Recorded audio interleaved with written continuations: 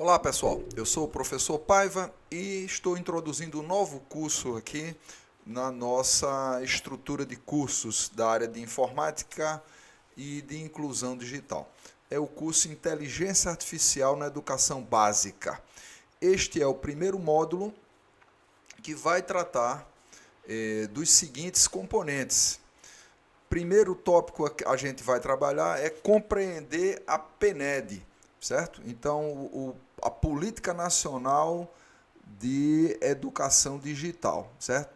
Então, nós vamos estudar essa lei, discutir aqui os fundamentos da IA e nós vamos ver conceitos importantes que você precisa saber e tratar a questão da inclusão digital e como é que a gente pode trabalhar a questão do letramento para docentes e discentes, né? Como é que a gente pode diminuir a questão da exclusão digital no Brasil. Então, são esses três modos que nós vamos trabalhar e eu espero que você esteja apto ao término deste curso a saber usar a inteligência artificial como uma ferramenta em favor da melhoria da qualidade da educação na sua escola, na sua prática docente. Veja, o eixo 1 trata da Política Nacional de Educação Digital e nós vamos começar a trabalhar esse eixo agora.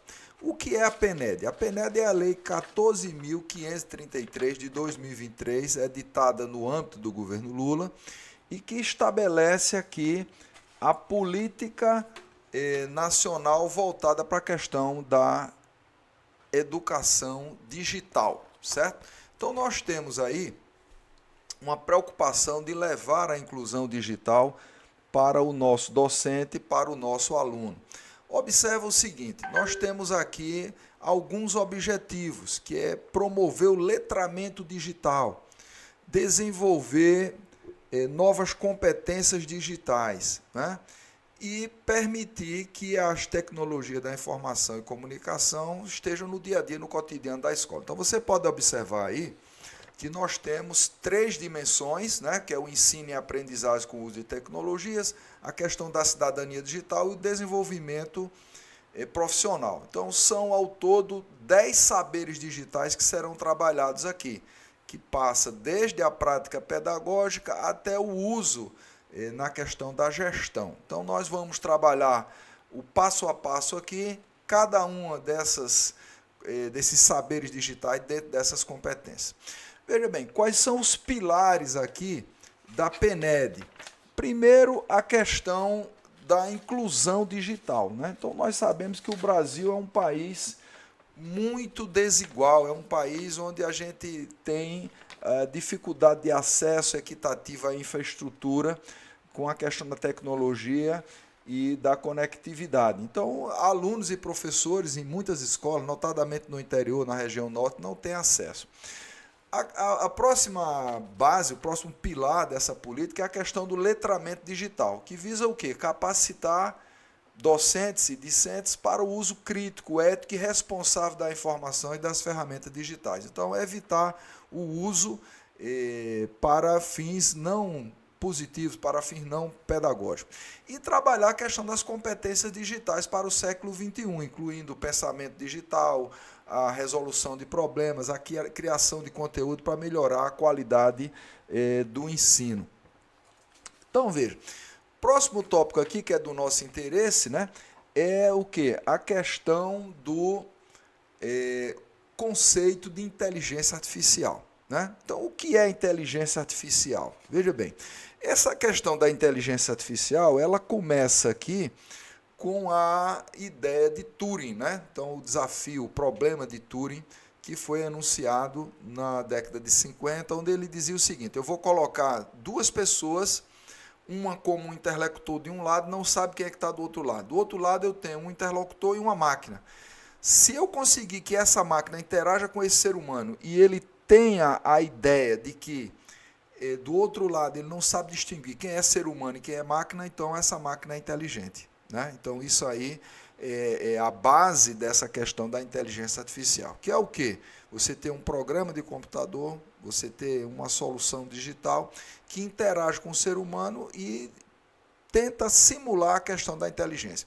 É importante aqui que a gente estabeleça que nós tivemos duas correntes do ponto de vista do desenvolvimento da inteligência artificial. A questão dos sistemas especialistas e a questão das redes neurais.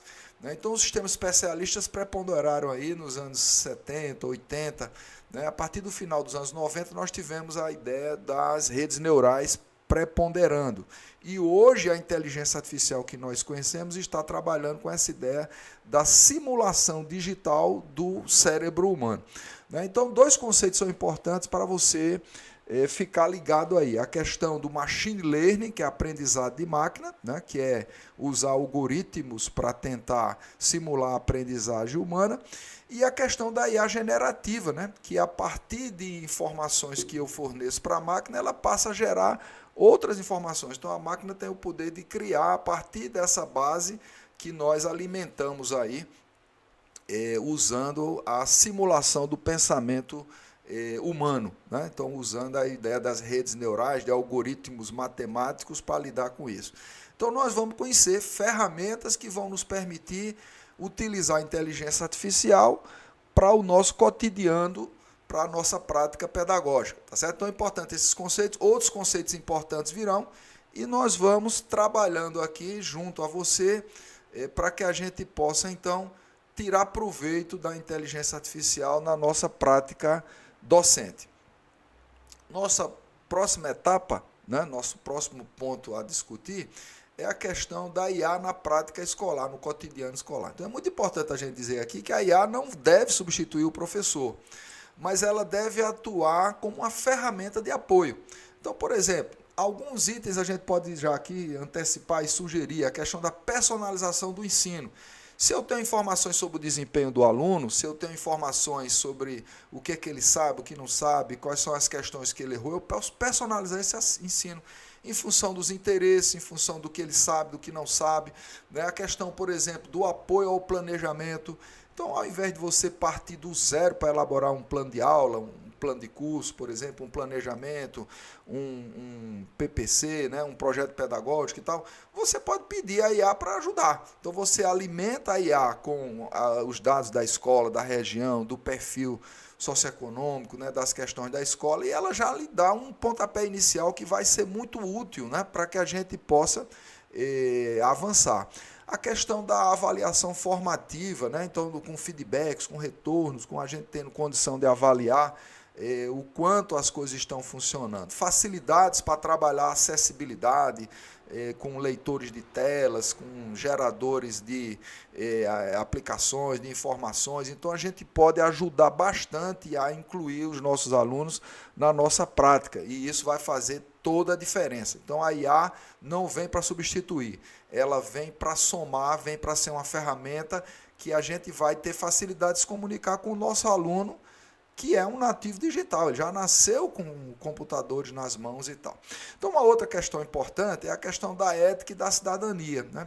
Eu sou fã do Homem-Aranha, gostava muito quando era criança, e no gibi do Homem-Aranha eu lembro de uma frase que era importante, que diz o seguinte: com grande poder vem grandes responsabilidades.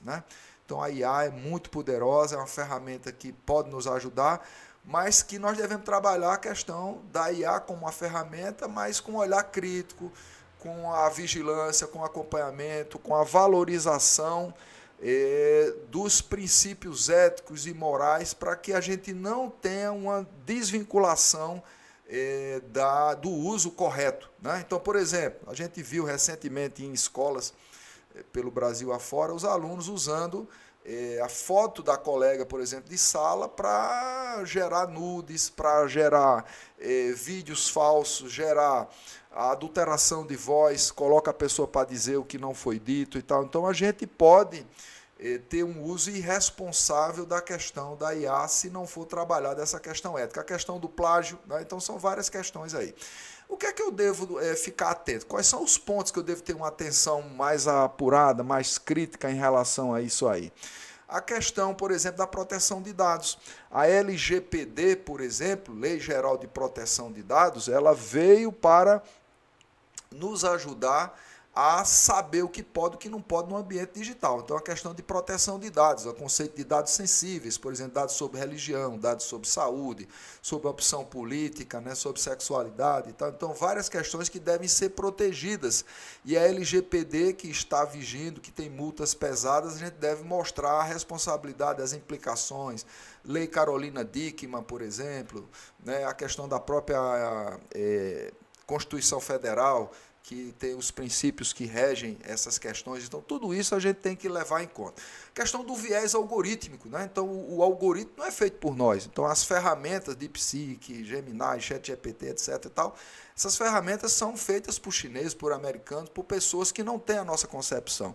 Então, como é que a gente pode fazer com que a cidadania digital seja plena, que o aluno possa usar essas ferramentas para exercer a sua cidadania, para ter uma visão crítica, uma postura de cidadania, né? De avanço no sentido da qualidade de vida, no sentido do exercício do seu pleno direito, da sua cidadania. Então, é nesse sentido que a gente deve ficar atento para que a IA seja positiva, seja uma ferramenta em favor da evolução da cidadania e que nós possamos ter mais atenção. Então, eu chamo a sua atenção aqui para o seguinte, veja bem, a questão da desigualdade, né?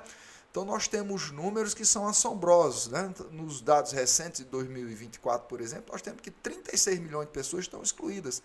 Nós temos dados mostrando que as pessoas mais idosas, que as pessoas em regiões mais distantes, que as pessoas, por exemplo, no interior, que falta acesso à internet, que nós temos dificuldade de infraestrutura.